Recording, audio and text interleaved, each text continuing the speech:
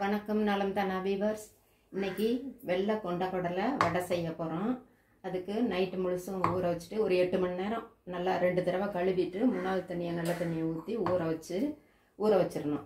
அப்புறம் இப்போ காலையில் எழுந்திரிச்சு அதாவது 8 மணி நேரம் ஊறினதுக்கப்புறம் நல்லா வடிய விட்டுறணும்.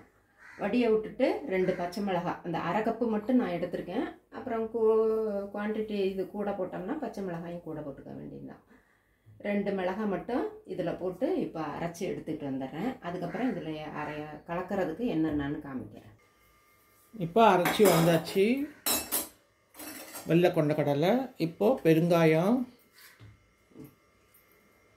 ரொம்ப நைஸாகவும் இல்லாமல் கோர்ஸாகவும் இல்லாமல் ஓரளவுக்கு கொரகொரப்பா பெருங்காயம், அடுத்தது வெங்காயம்,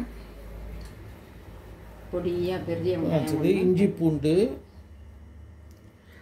பச்சை மிளகாய், கொத்தமல்லி, புதினா, கொத்தமல்லி, கருவேப்பிலை எல்லாம் இருக்குது. அப்புறம் ஜீரகம், கொஞ்சம் ஜீரக பவுடர், முழு ஜீரகமும் மாவுளையும் கூட போட்டு அரைக்கலாம். ஜீரகம் தூள், கொஞ்சம் உப்பு. அது இது கொண்டக்கடலை இதுக்கு பைண்டிங்க்கு நாங்கள் பச்சை இது அரிசி மாவோ எதுவுமே சேர்க்கல. அதனால் நம்ம மெதுவாக போட்டு ரொம்ப கிண்டாமல் அப்படியே தட்டி எடுக்கணும். வடை நல்லா பிசைஞ்சு பாருங்க, சரியாக இருக்குது. உப்பு பொட்டியில்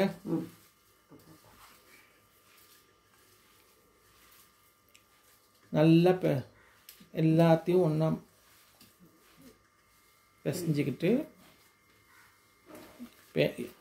இப்படி வந்துட்டு அங்கே எண்ணெய் கடிச்சுக்கிட்டு போய் கை நீட்டிக்கிற இங்கே வச்சுட்டு செய்ய.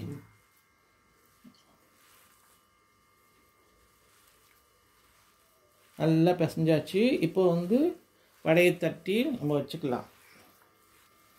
பிசைஞ்சாச்சு. நல்லா கெட்டியாக அமுக்கி பிடிக்கணும். அப்புறம் அப்படி தட்டிக்கணும். இப்போ தட்டி இப்படி வச்சிடணும்.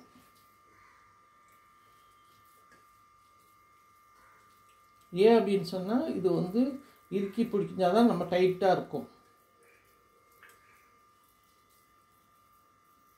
நல்லா அப்படி பிடிச்சிக்கணும். அப்படி லைட்டாக அமுக்குனா போதும்.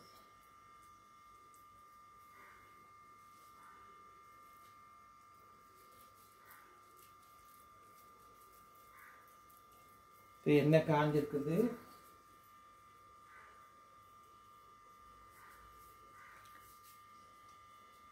இப்போ ஒன்று போட்டு பார்க்கலாம்.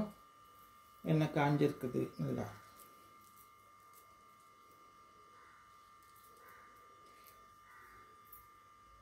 இப்போ இது உடையாமல் வந்துச்சுன்னு சொன்னால் நம்ம கொண்டு போயிடலாம். அங்கே பாருங்க, சூப்பராக வந்துருக்குது. தெரியுதா எண்ணெயில் வாங்குறது? இன்னும் கொஞ்சம் க்ளோஸில் எடுக்கிறீங்களா?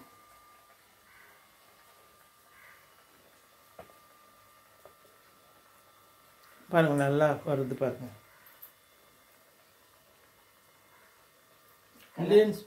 இல்லைன்னா நம்ம கிண்டே கொஞ்சம் நேரம் வெயிட் பண்ணணும். நம்ம உடனே கரண்டியை போட்டக்கூடாது. ஏன்னா இது பைண்டிங்க்கு இன்னும் நம்ம சேர்க்கல.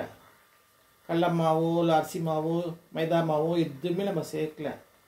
அந்த கொண்டக்கடலை அரைச்சதோடு சரி. அதனால் கொஞ்சம் வெயிட் பண்ணி தான் நம்ம பொறுமையாக தான் செய்யணும்.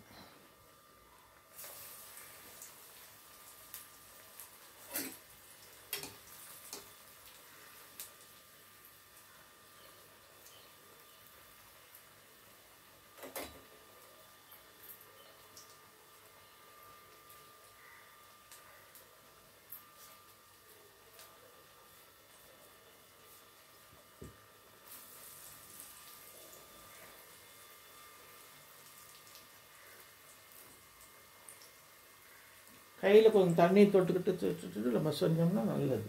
இப்படி எண்ணெய் தொட்டுக்கலாம்.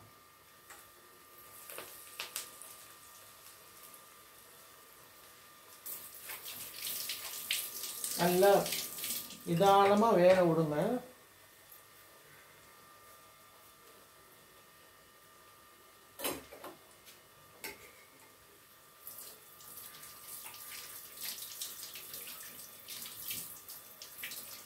பாருங்க நல்லா வருது, அழகாக வருது.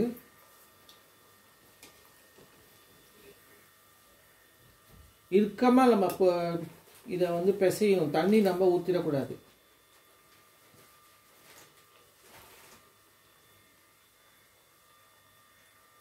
வேகிறது கொஞ்சம் சிம்மில் வச்சு நல்லா வேக விடுங்க. ரொம்ப டக்குன்னு ஹையில் வச்சோன்னா வெந்துடும், சீக்கிரம் வெளியே வெந்துடும், உள்ளுக்குள்ளே வேகாது.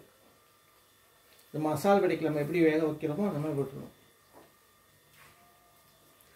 நீங்களும் செஞ்சு பாருங்கள். நலம் தானா சேனலுக்கு சப்ஸ்கிரைப் பண்ணுங்கள், பெல் பட்டன் அமுக்குங்க. இது மிகவும் காலையில் கொண்டக்கடலை வந்து ஊற போடுறது அப்படி தான், நைட்டே ஊற போட்டு வச்சிடணும். குறைஞ்சது 12 மணி நேரம் ஊறணும். அவ்வளோதான். மீதி செய்கிறது வந்து ரொம்ப சுலபம், ஈஸியான ஸ்நாக்ஸு. இது யார் வந்தாலும் டக்குன்னு செஞ்சு கொடுத்துடலாம். நீங்களும் அதனால செஞ்சு பாருங்கள்.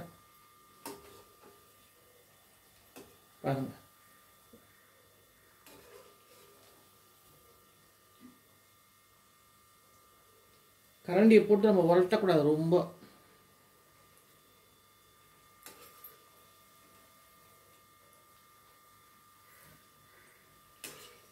இங்கே பாருங்க என்ன அழகாக வந்திருக்கு பாருங்க.